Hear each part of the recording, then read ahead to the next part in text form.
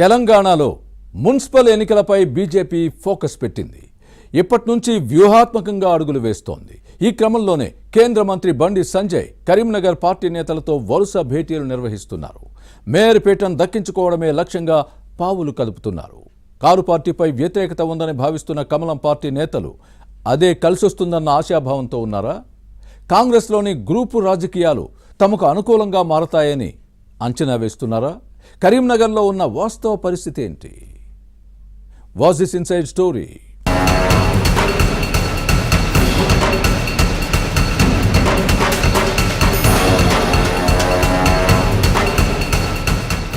BC రిజర్వేషన్ల పెంపు అంశం కొలిక్కి వచ్చిన తర్వాత స్థానిక సంస్థలకు ఎన్నికలు నిర్వహించాలని తెలంగాణ ప్రభుత్వం భావిస్తోంది.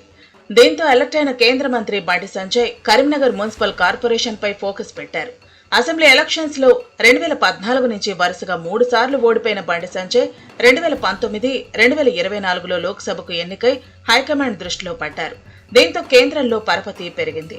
ఈ క్రమంలోనే నగరపాలక సంస్థ ఎన్నికలు అగ్నిపరీక్ష కానున్నాయి. ఢిల్లీలో క్రెడిట్ మరింత పెరగాలి అంటే కార్పొరేషన్లో కాషాయ జెండా ఎగరాలి, లేకపోతే విమర్శలు తప్పవు. దీంతో ఇప్పటి నుంచే వ్యూహాత్మకంగా వ్యవహరిస్తున్నారు.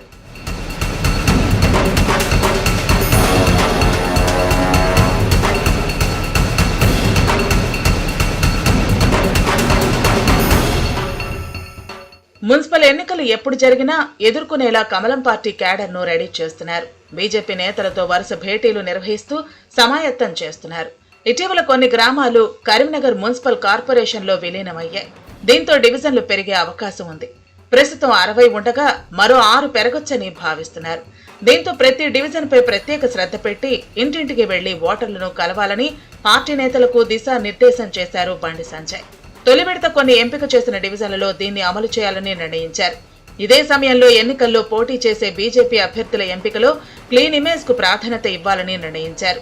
మాజీ మేయర్ సునీల్ రావు ఇటీవల కారు దిగి కాషాయ కండువా కప్పుకున్నప్పుడు కొందరు మాజీ కార్పొరేటర్లు కూడా చేరాలనుకున్నారు. కానీ కేసులున్నవారు వద్దని సూచించడంతో వారంతా వెనక్కి తగ్గారు. ఇదే సమయంలో బీజేపీ కార్పొరేటర్ ఆశావహనేతలు బలంగా ఉన్న చోట్ల ఇతర పార్టీ నుంచి చేరికను ప్రోత్సహించవద్దని నిర్ణయించారు బండి సంజయ్. దీంతో పార్టీ కోసం ఎప్పటి నుంచో కష్టపడుతున్న వారికి టికెట్లు ఇవ్వడంతో పాటు వారి గెలుపు బాధ్యతలను దగ్గరుండి చూసుకోవాలని కేంద్ర మంత్రి డిసైడ్ అయ్యారు.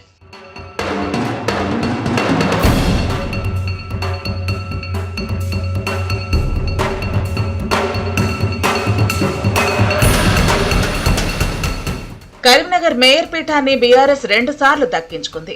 కారు పార్టీ కార్పొరేటర్లుగా పనిచేసిన వారిలో కొందరిపై భూ కబ్జాలు, అవినీతి ఆరోపణలు వచ్చాయి. కొందరు జైలుకెళ్లి బెయిల్పై బయటకు రావడాన్ని పరిశీలిస్తే పరిస్థితి తీవ్రతకు అద్దం పడుతోంది. ఇక రాష్ట్రంలో అధికారం కోల్పోయినా బీఆర్ఎస్ కు మున్సిపల్ ఎన్నికల్లో గెలుపు అంత ఈజీ కాదని బీజేపీ భావిస్తోంది.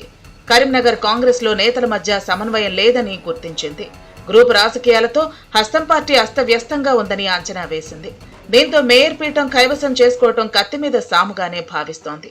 ఈ పరిస్థితులు బీజేపీకి అనుకూలిస్తాయని భావిస్తున్నారు బండి సంజయ్.